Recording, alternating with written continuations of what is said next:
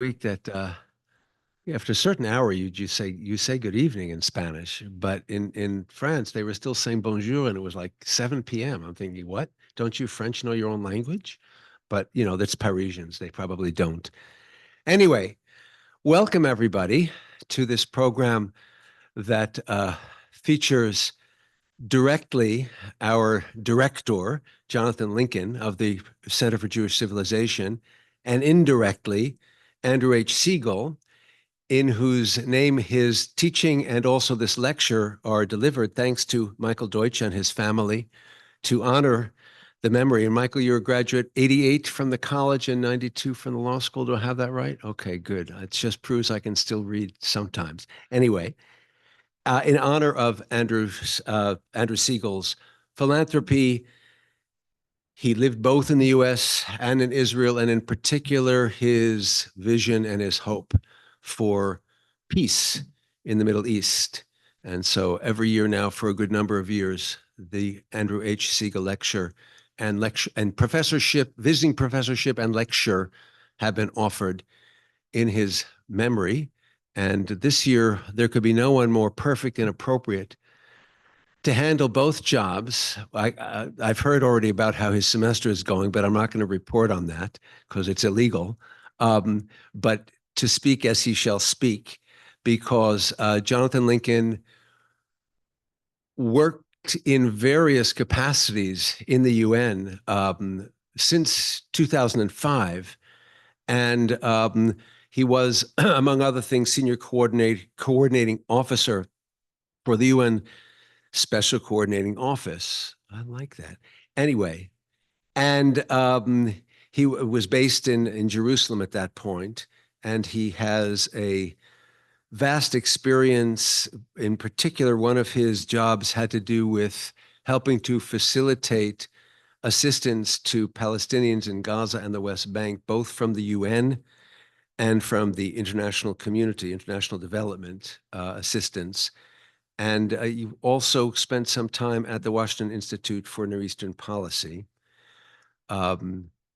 Jonathan's MA is in Middle Eastern Studies from SOAS at the University of London. And all of that actually is just this side of irrelevant, because the truth of the matter is Jonathan is a scholar and an intelligent and sensitive and kind and thoughtful individual, in particular when he is talking about the current issues or the past issues in the Middle East in general, in Israel, Gaza, Palestine in particular.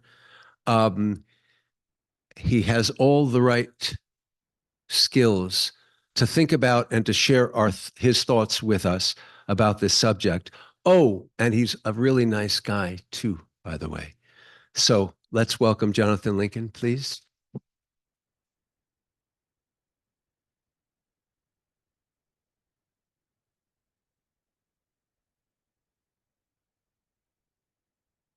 Thank you. Thank you, everybody. Thank you, Ori, for the introduction. I appreciate that. And of course, Michael Deutsch and family for your support for this visiting professorship. I'm also grateful for the opportunity to combine it with my directorship, as I firmly believe that the role of the CJC here at Georgetown is more critical than ever. For that, I'm indebted to the amazing faculty that make the center what it is. In particular, I would like to acknowledge my predecessor, Bruce Hoffman, unfortunately couldn't be here today, but as well as Assistant Director Marissa Morrison and Program Manager Sammy Feldbaum, who together with the rest of the faculty have been working tirelessly in these incredibly difficult and busy days to make sure that the CJC keeps its commitments to our students. So thank you to everyone. Students, colleagues, friends, the war in the Middle East, now raging for more than a year, has already transformed the region in far-reaching ways. For those of us who have devoted our careers to working on and in the various conflicts that have engulfed this part of the world, it's a humbling moment, given the levels of violence alongside the uneven balance of questions as opposed to answers. And while it goes without saying, both Israeli and Palestinian societies will forever be scarred and changed as a result. But to better grasp this watershed moment in the century or more of conflict between Israelis and Palestinians, requires a closer examination of the unprecedented levels of political division within both Israeli and Palestinian societies. On October 6th, 2023, Palestinians were already 16 years plus into a deep and often violent internal political crisis. For nearly 2 decades, Palestinians in Gaza and the West Bank have had their daily lives overseen by opposing entities, the Fatah dominated Palestinian Authority in the West Bank and Hamas in the Gaza Strip, each with different visions, different administrations, different relations with Israel and its military regime, and different legal frameworks. And on the other side, Israel was experiencing what can only be described as the highest levels of political and social polarization in the state's history. The impact of the mass protest movement against the government's proposed overhaul of the country's governance mechanisms resulted in far-reaching social, economic, political, and security implications for the state. Even though the decision to enter into this conflict that has resulted in so much death and destruction, primarily for Palestinians in Gaza, was made by Hamas's Gaza-based leadership, the backdrop of the internal divides in each society continues to play a far greater role in influencing key decisions and actions than we might think. While there are unique aspects to the Israeli-Palestinian conflict, the relationship between many of the world's most violent conflicts to internal divisions and fragmentation within the warring societies is well established. For comparison's sake, it helps to look at what is perhaps the most devastating ongoing conflict today, which is the war in Sudan. In addition to my introduction by Professor Soltis from 2010 through 2012, I worked for the UN peacekeeping mission deployed to Sudan to help implement the 2005 Comprehensive Peace Agreement, which ended one of Africa's longest-running civil wars. The implementation process culminated in the separation and independence of South Sudan in 2011. While the separation process proceeded relatively smoothly, barely 1 year later, the newly independent South Sudan was enmeshed in a violent civil war. While Sudan held together longer than many predicted, less than 10 years later, following a failed push toward democratization that started in 2019, the country also collapsed into civil war with catastrophic consequences. From Sudan's independence in 1956 until the division of the country in 2011, the raison d'etat of Khartoum's various rulers was to keep the country together and navigate the generally exploitative and violent center-periphery dynamics. The literature on Sudan reveals that the complexity of Sudan's long civil war was such that the myriad internal conflicts and fragmentation within the country's northern and southern regions served as drivers of a larger north-south conflict. However, none of these tensions disappeared once the South became independent. In fact, in some ways, they only grew more violent as the stakes increased. One of the sharper analysts of internal politics in Sudan today, Magdi El-Ghazouli, suggested that in the wake of the South's independence and the recent failure to chart a course for a democratic transition, the post-colonial political framework of Sudan had exhausted itself. Either the disparate forces come together to forge a new and consensual path forward, or they plunge into violence. While the latter is playing out in horrific fashion, the former will have to happen eventually. Regarding Israel-Palestine, there is, of course, a vastly different post-colonial, British mandate history to consider. Israel largely inherited the institutions of state, whereas the Palestinians have yet to achieve any formal measure of self-determination. Israel's political framework since independence prioritized state and institution building alongside the consolidation of its defense capabilities given the multiple threats to its existence. The Palestinians, decimated from the defeat and displacement of 1948 and subsumed by the pan-Arab effort to oppose Israel's existence, eventually adopted the politics of a national liberation movement as a means both to assert their own voice and to unify the scattered Palestinian populations across the region through confrontation with Israel. While the road for both was tumultuous and greatly influenced by geopolitical and regional developments, there was a predictability to the respective politics through the 1980s. Significant differences existed, but there was, for better or worse, consensus on the direction, with internal disagreements by and large relegated to the tactical level. Although vastly different in their approach and ideology, the visions for the political trajectories of each society were upended over the past 3 decades in light of several overarching political developments. The first is the end of the Cold War and the end of Soviet support for the PLO and other Arab states. The second, the two Gulf Wars and the US invasion of Iraq, representing both the height of US engagement in the region as well as the beginning of its decline. Third, the Oslo Accords and its failure to conclude an end to the conflict. Fourth, the Arab Spring and its mostly violent reversals. And finally, several analysts have noted the slow but comprehensive shift in political power and influence away from the centers that dominated the post-colonial landscape, namely Cairo, Baghdad, Beirut, and Damascus, to the economic powerhouses of the Gulf, and in particular, the United Arab Emirates, Saudi Arabia, and Qatar. The war that began on October 7th can be seen as a culmination of these dynamics, which, alongside the internal divisions within both societies, suggest that, like in Sudan, the political frameworks employed by Israel and the Palestinians since the end of the British Mandate have run their course. Moreover, they no longer serve the economic, social, political, and security needs of their respective societies. When examining the situation in Palestine, it's impossible to separate the ongoing war, Hamas's actions, its relations with Iran, the corruption and dysfunction of the Palestinian Authority, from the fact that the nationalist agenda led by the PLO for the self-determination of the Palestinian people has failed. Of course, there is much context and blame to go around, but the fact remains. Two scholars and former PLO negotiators, Hussein Agha and Ahmed Khaldi, have written extensively on the subject and published a landmark essay in Foreign Affairs in March 2021, calling for, quote, a Palestinian reckoning. They pointed to several factors that explain the circumstances. First is the loss of the Arab consensus on Palestine in light of the Abraham Accords, which they see in part as a historic failure of Palestinian diplomacy. Second is the waning importance of the unifying framework established by the PLO in favor of the more administrative Palestinian Authority, which only impacts the West Bank and Gaza. Third is the failed negotiation strategy vis-a-vis Israel and the Oslo Accords that left the movement deeply divided and rudderless. The result being that the stasis of the past years challenged the legitimacy of the PLO to represent Palestinian interests like never before. And while the analysis predates October 7th, it also notes the zero-sum approach that Fatah and Hamas have adopted to the various reconciliation efforts, leaving little room for the reemergence of a unified approach to the Palestinian predicament. A dynamic, mind you, that Netanyahu found easy to exacerbate, including by actively elevating and supporting the Hamas regime in Gaza. The internal divide between Hamas and Fatah and within Fatah itself increased the widespread disillusionment with popular Palestinian politics.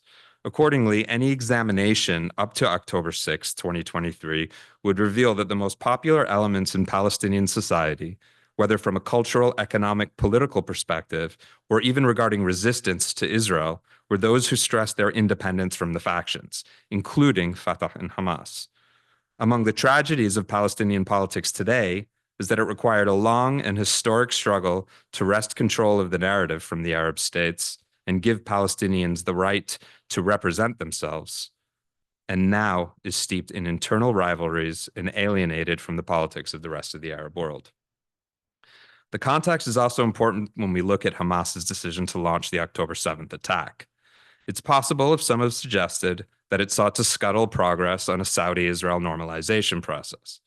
I would, however, argue that the internal dimension likely played a more important role for Sinwar. To start with, much of the analyses has overlooked the prioritization by Hamas since its founding in the late 1980s of usurping the PLO and leading the Palestinian movement. In its efforts to achieve this, Hamas has at times shown great creativity and even flexibility. For example, through participation in the 2006 Palestinian Authority elections, its governance of Gaza for 16 years, and a ceasefire with Israel that held from 2014 to 2023. But also a proclivity for extreme violence, its 2007 expulsion of the PA security forces from Gaza, and of course, October 7th.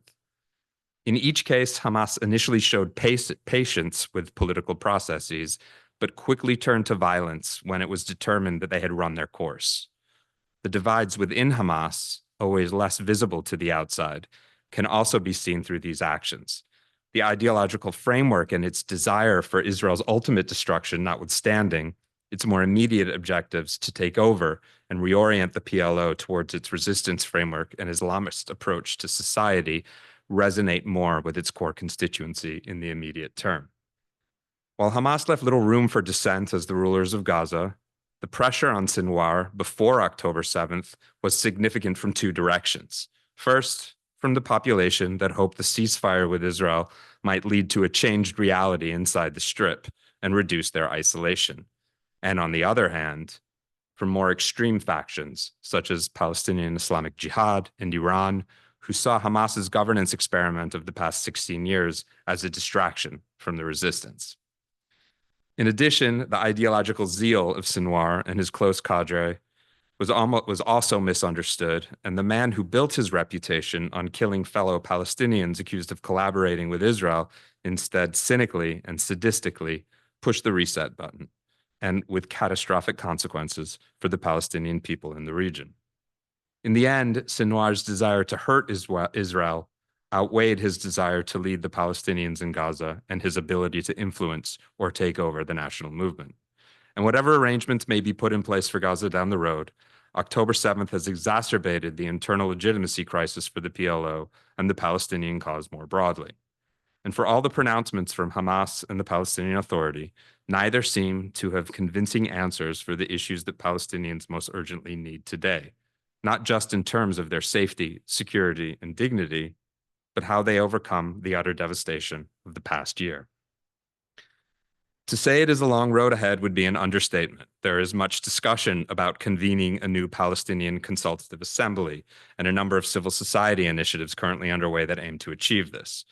But aside from reviving consultative politics and reconnecting the disparate Palestinian populations in the West Bank, Gaza, and the diaspora, there is no clear agenda and many questions.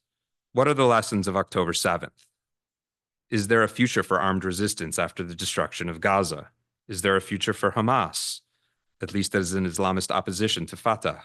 Can it undergo the transformation that a party like Sinn Féin managed to do with regard to the IRA in Northern Ireland? What about the internal Fatah division? What will the will the Palestinians overcome the long reign of strongmen and make way for a new generation of leaders? What about an Arab consensus? Sympathy with the plight of the Palestinians notwithstanding, what should their aspirations be in a context where the Arab states have largely moved on from the politics of confrontation with Israel? And more importantly, who will rebuild Gaza and address the needs of the people of the West Bank from the suffocation of a military occupation, settler violence, and an ever-expanding settlement project? What we do know is that the Palestinian people are not going anywhere. But at the same time, perhaps the starting point of any such process should consider the fact that neither are Israelis. For its first few decades, Israel's leaders adopted a deliberately ambiguous approach to the identity of the state. The most obvious manifestation being the postponement of adopting a constitution as called for in its Declaration of Independence in 1948. On the one hand, this resulted in the deferment of a number of critical conversations about what being a Jewish and democratic state means in practice. But on the other hand, it gave the state a large degree of flexibility on key issues like defense, a requirement given the existential military threats the young state faced. It also facilitated processes like Aliyah, or mass Jewish immigration. For example, almost 700,000 Jews, many of them disenfranchised and displaced from their homes, arrived in the first 3 years, almost doubling the population. And it also postponed important identity-based dilemmas, such as its relations with the Jewish diaspora, despite the inherent tension of creating a Jewish state where most of the world's Jews do not live, or finding a place in society for the ultra-Orthodox who initially did not support the establishment of a Jewish state, as well as different approaches to the non-Jewish minorities and the pace and style of their integration. This also proved beneficial after the territorial gains of the 1967 war with regard to the country's borders, its annexation of East Jerusalem and the Golan Heights, and its ability to settle Jewish population in the occupied territories, straddling a perceived security imperative seemingly at odds with international law. This holds out to varying degrees until the advent of the Oslo Accords, when the ambiguity quickly turned into a liability. Simply put, if you're going to end the conflict that has existed since the founding of the state, then you have to define what the state is and what it is not. Of course, a number of factors contribute to this, but violence, terrorism, and the assassination of the prime minister by a Jewish extremist are some of the more critical ones.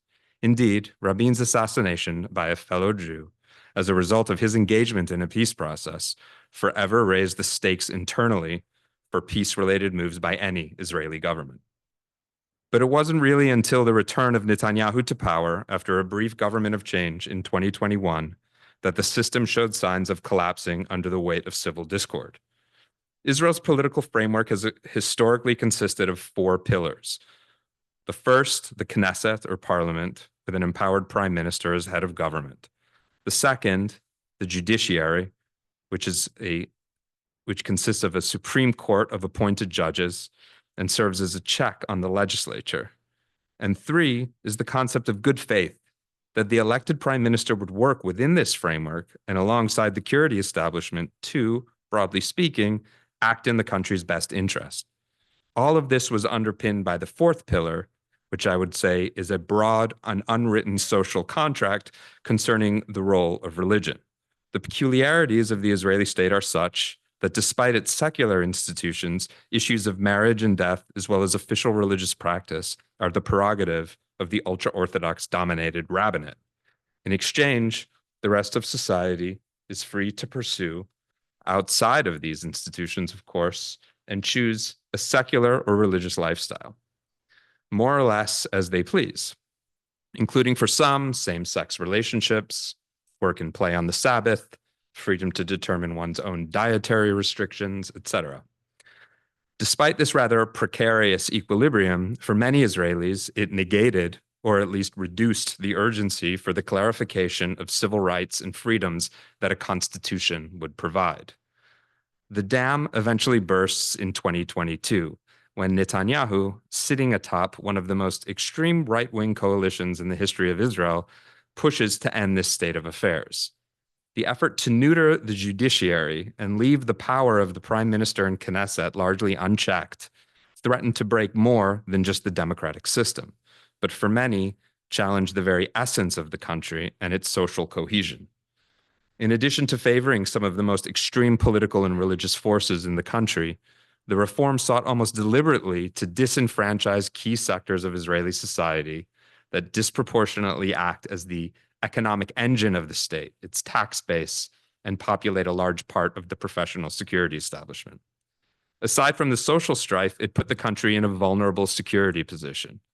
The protests also led sections of the country's reserve forces, including some Air Force pilots, to refuse to report for duty. Netanyahu was warned by his defense minister about the danger this posed to the readiness of Israel's armed forces. Netanyahu's instinct was to fire him for subordination, but a popular outcry forced the prime minister to rescind his dismissal. On October 7th, Israel's standing army found itself overstretched and or unprepared between the frontiers with Gaza, Lebanon, and across the West Bank. Nevertheless, the government has yet to make clear its intention to fully examine and seek accountability for the greatest military catastrophe in the country's history. But even more, it took a country that in 2022 had one of the top performing economies of any OECD country and put the brakes to prioritize the political and social imperatives of a coalition of largely religious and political extremists. If it wasn't true, it would be an unbelievable story. The damage that began with the reform agenda has also been greatly exacerbated by the war. While a recovery is likely once the war ends, what lasting damage might have been caused and how long it might take is a different story. The government's ideology has also impacted the prosecution of the war.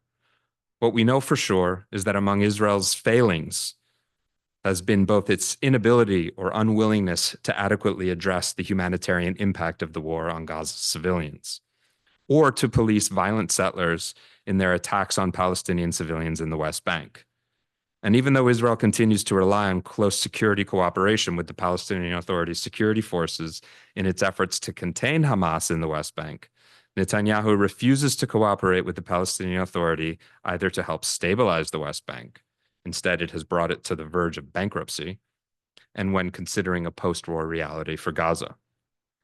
All of this is undermining Israel's ability to fight what is clearly the most important war of its existence. The war and its outcome will impact the region and its security, but will also determine the future course of the country. Israel needs time to heal from the horror of October 7th, the hostage taking, and the war, to seek accountability from its elected authorities, and also to answer for the deep internal wounds that predate the war.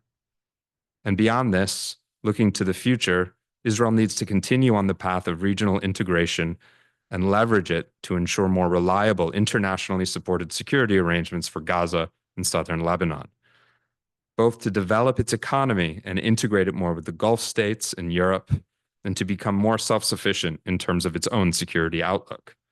To accomplish this, it needs stability through reestablishing trust, and finally, to move forward on a constitutional process that can clarify that all Israelis have a role to play in building the state. This will help Israel thrive, it will equip it to better deal with existential threats, and to make the compromises necessary to consolidate its position, preferably through peace arrangements and normalization with the Arab states.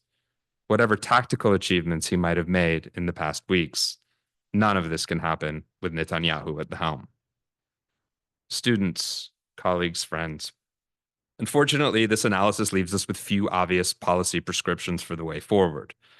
The conclusion is that Israelis and Palestinians are not just bound together by geography, but in some ways, each is the prisoner of their respective political dysfunction. In order to address the critical aspects of the Israeli-Palestinian conflict, each society has to articulate a vision for the future that responds to the most urgent needs of their populations and to fulfill their political, social, and economic potentials. As the Sudan example shows us, a two-state solution, as wonderful as it might sound, is not a panacea and will not solve the underlying tensions in each society. In fact, it could serve to exacerbate them. Palestinians and Israelis need to heed this warning. Recognizing limitations such as this is important, as is recognizing the unfortunate reality that the US and other outside actors cannot influence the type of radical change needed in each society. As important as partnerships might be, the road ahead is one that each society has to take mostly on its own. But this should not mean the abandonment of US-led efforts to end Israel's occupation and reach a two-state outcome. Perhaps not as a solution, but as a necessary milestone in the long road towards regional stability and to further undermine the actions of malign actors like Iran and its proxies. Finally, new leadership and new visions are required. Israel is at a crossroads. On the one hand, it has a path of regional integration, enhanced security, economic and energy self-sufficiency, and enormous growth in its future. But it cannot continue to rule over millions of Palestinians, either in the name of security or simply to indulge the biblical fantasies of an extremist minority. The Palestinians also have a critical choice to make: to internalize the impact of October 7th and the devastation that armed resistance has wrought, the failures of the PLO and Hamas to deliver a better reality, and to reimagine a politics that puts it back within the Arab consensus and reconciles the rights of the Palestinian people together with Israel's existence.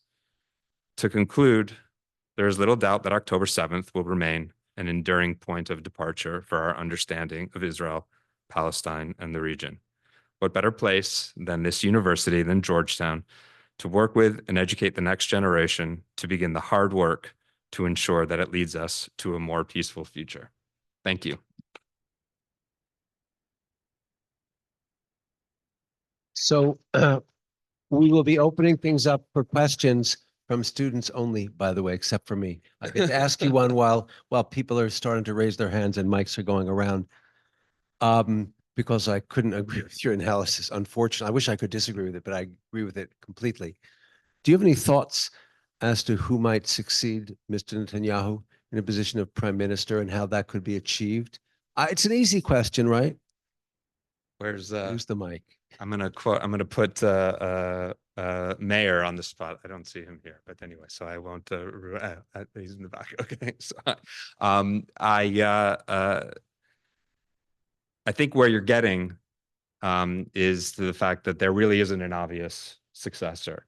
And in fact, the opposition in Israel consists of some of probably the more lackluster politicians in the country's history in some respects. This is a concern for sure. But my feeling is that, and I see Mayor now, so I will paraphrase. I'll put you on the spot. When you gave a talk to students a couple of weeks ago, you mentioned that history is full of examples of lackluster politicians that have gone on to great things. So we shouldn't necessarily dismiss them outright.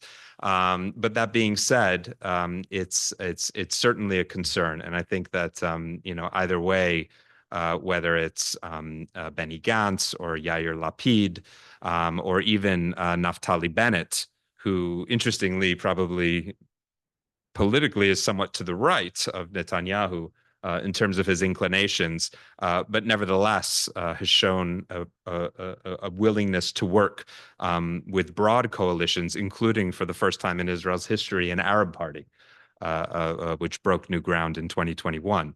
But still, it's hard to say who will replace him. I think that the critical element here is that he is replaced, and that ultimately there is an opportunity for a broader coalition to lead the country forward, and also to lead that reckoning that Israeli society so badly needs in order to fully recover from October 7th.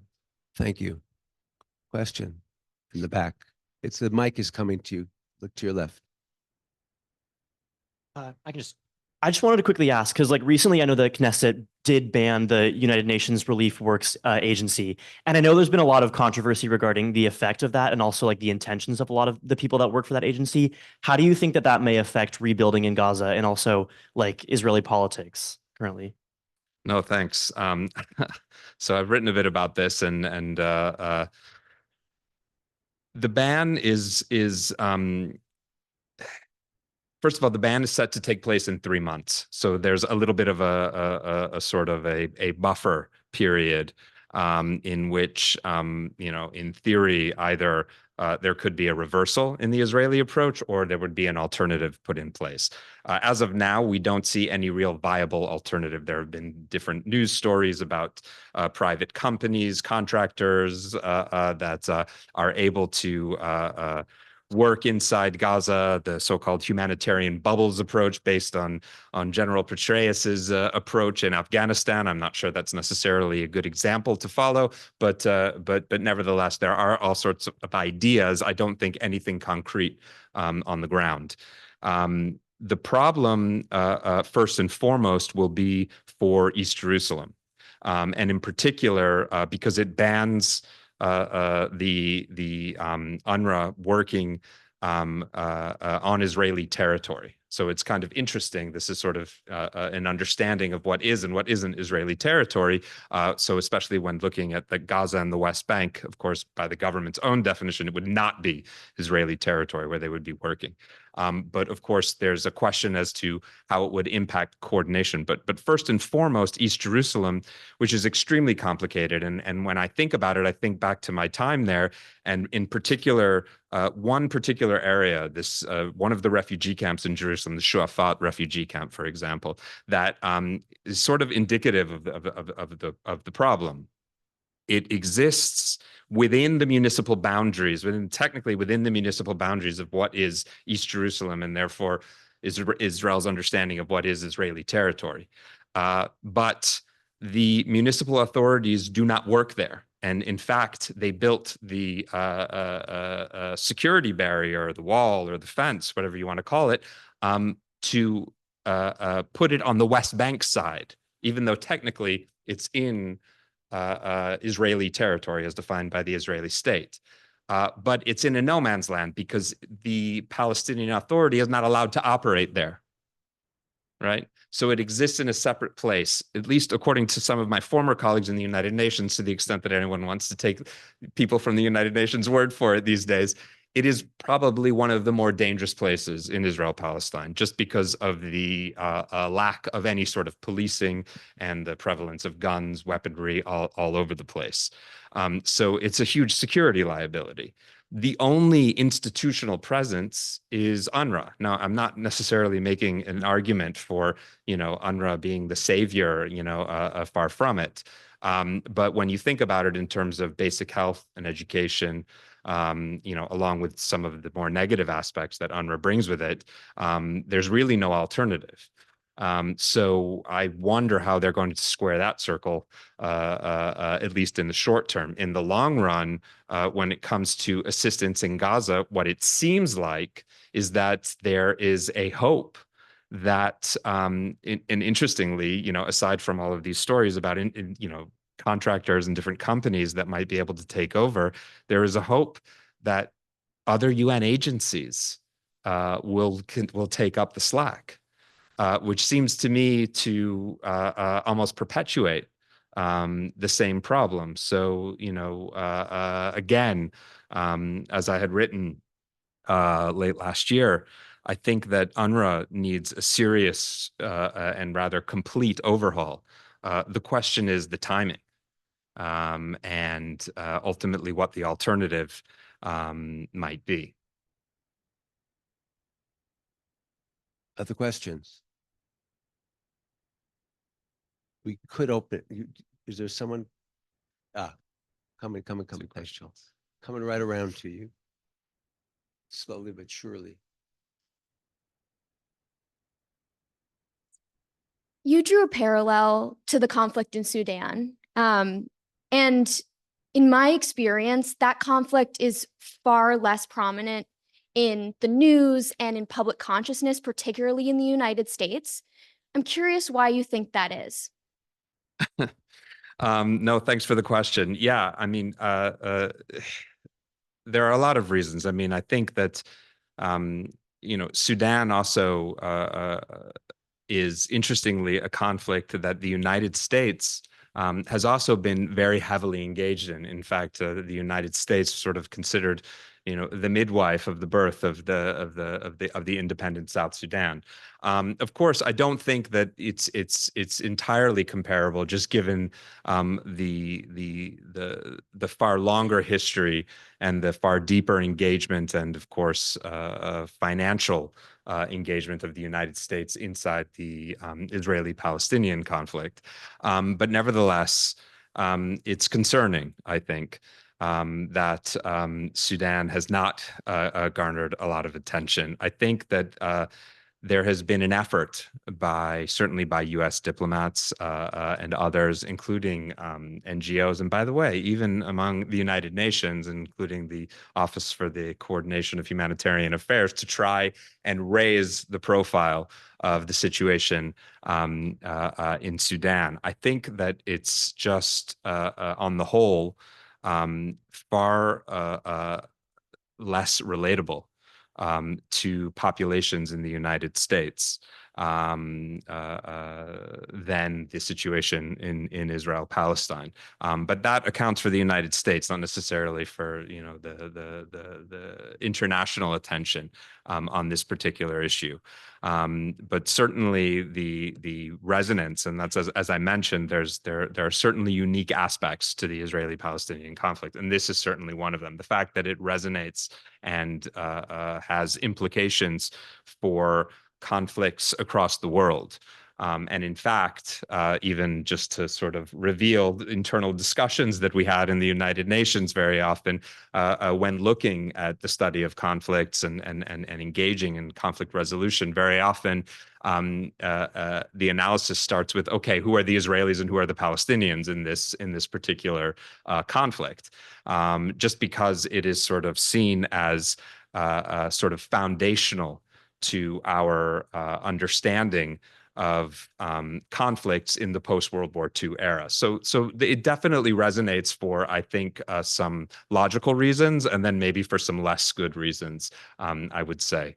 But certainly the situation in Sudan bears far greater attention from my perspective.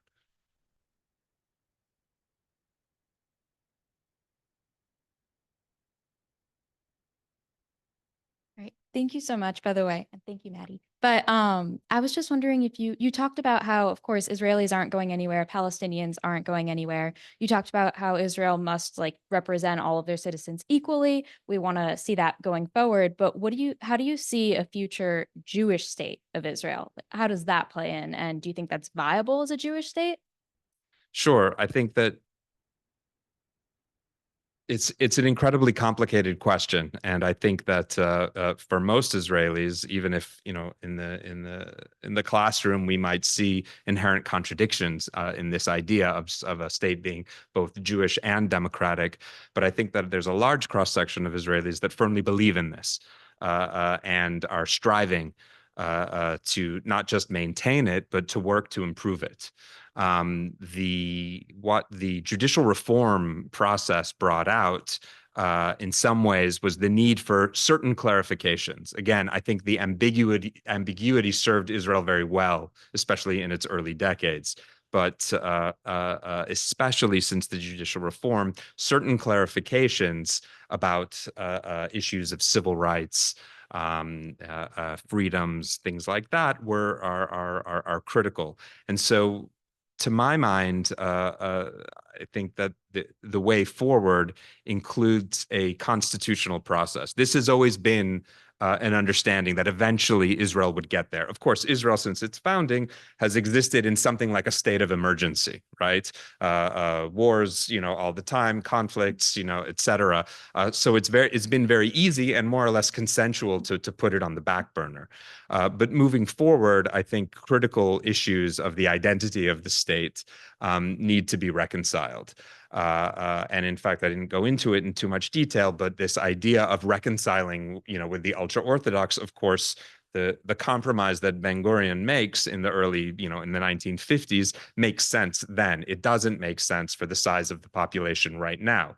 And in fact, we see it on full display where there is a serious need for manpower in terms of the military effort right now, and with and the strain on the economy with reservists in their prolonged service, and so the idea of the ultra-Orthodox actually serving to sort of relieve the burden to a certain degree is an enormous issue, and one that's actually challenging Netanyahu's government right now.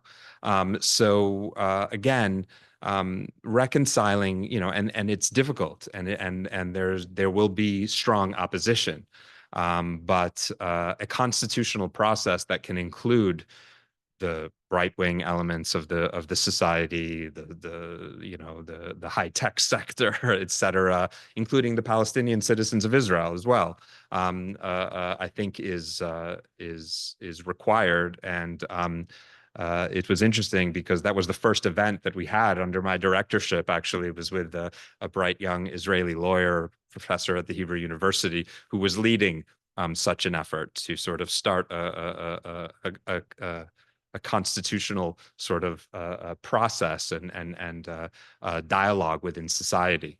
But of course, things have been postponed yet again because of an existential threat to the state. One more back there, and then Joel. And then Joel. Okay. Students first, but Dean second. That's reversed alphabetical order. Makes sense. Many governments and parties, people have become disenfranchised with the functioning of international organizations such as the UN, whether via a perceived lack of action or a perceived lack of effect. In that same vein, today you have talked about the disheartened nature which the people of both Israel and Palestine harbor for their representative bodies, Netanyahu, the Likud, the PA, Fatah, or Hamas. To this point, who do you think, which parties or groups should we be listening to? Where is this propensity for reform which you call for, if anywhere?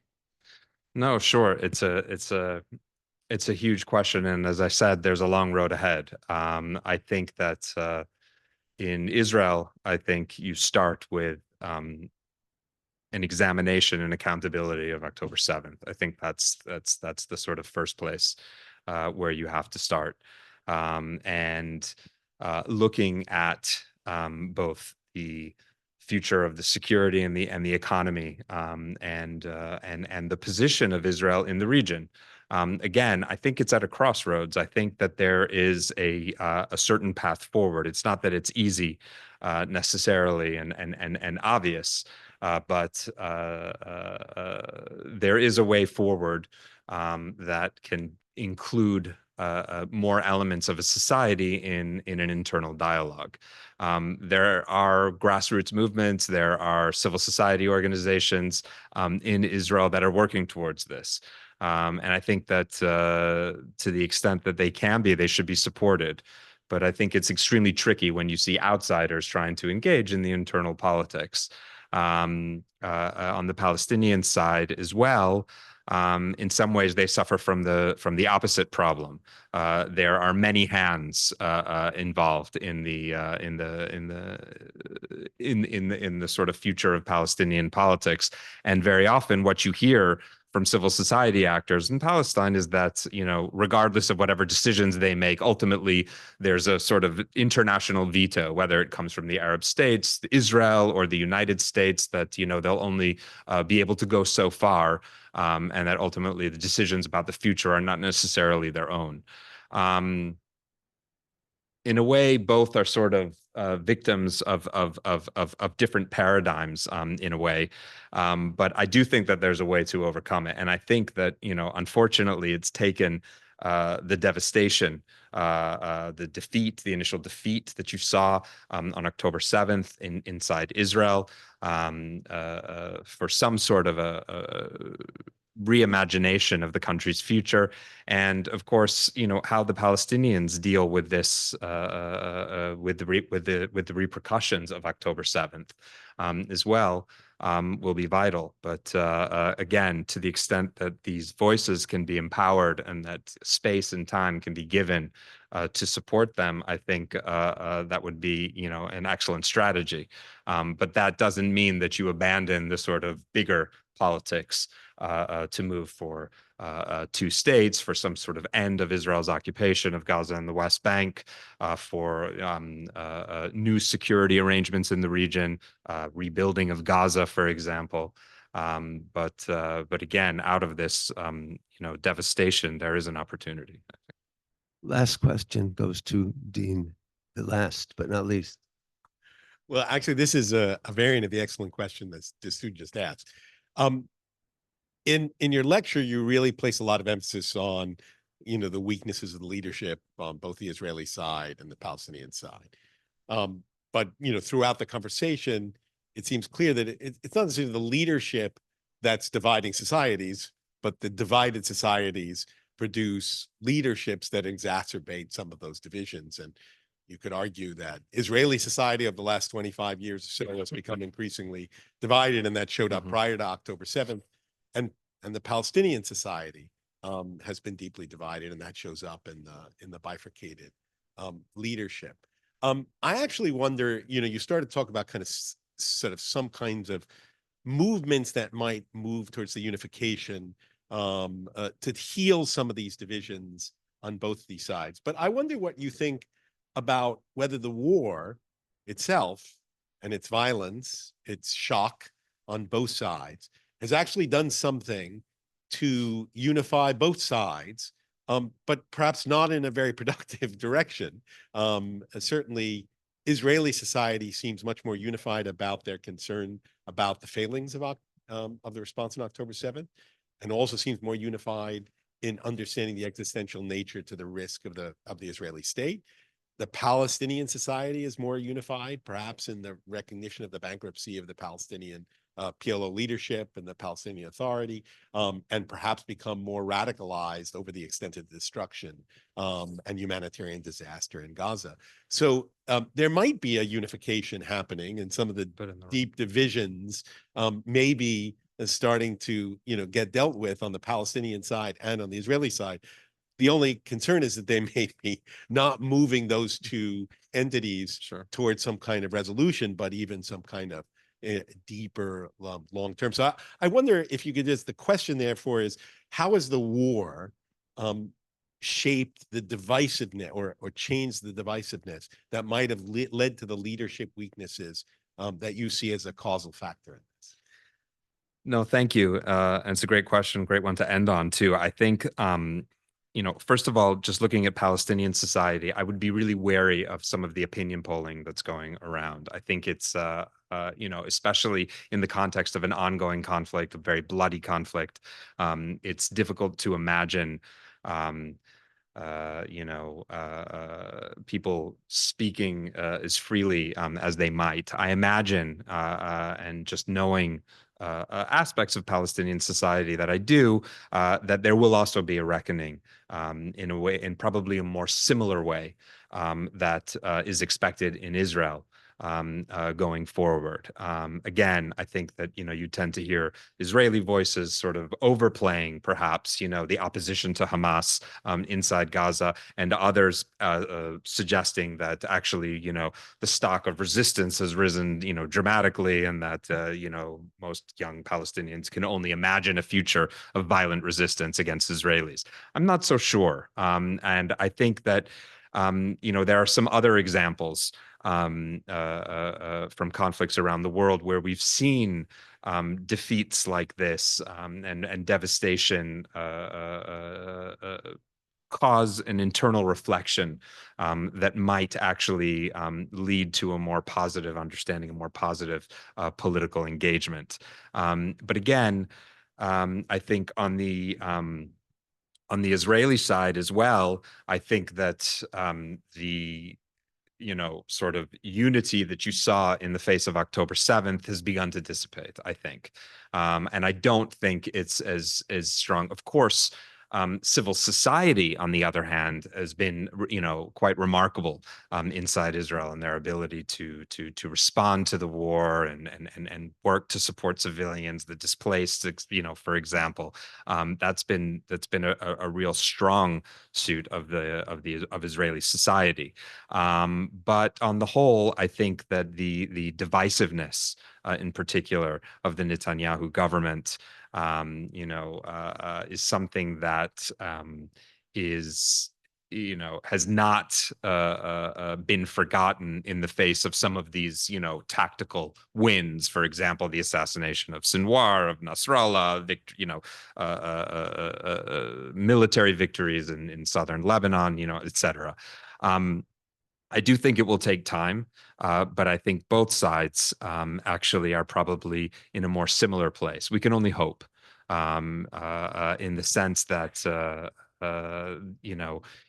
if you talk to Israelis right now and you force them to engage with issues like two-state solution or, a Palestinian state in particular, the sort of knee-jerk reaction will be to reject those. However, I do think that a change in the reality and in the political and security reality of the relationship with the Palestinians is something that most Israelis will agree on moving forward.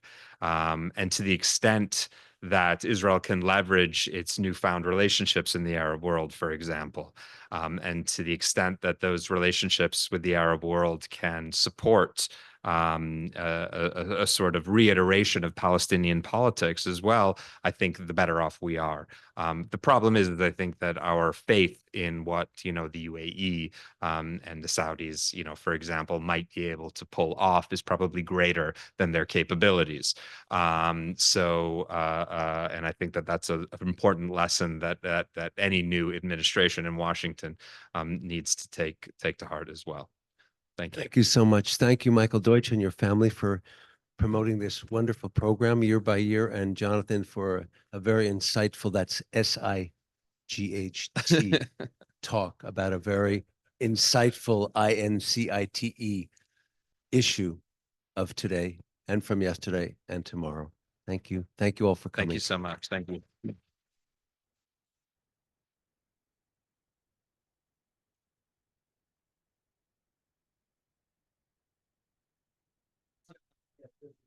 There's a reception outside. Everyone's invited. Thank you.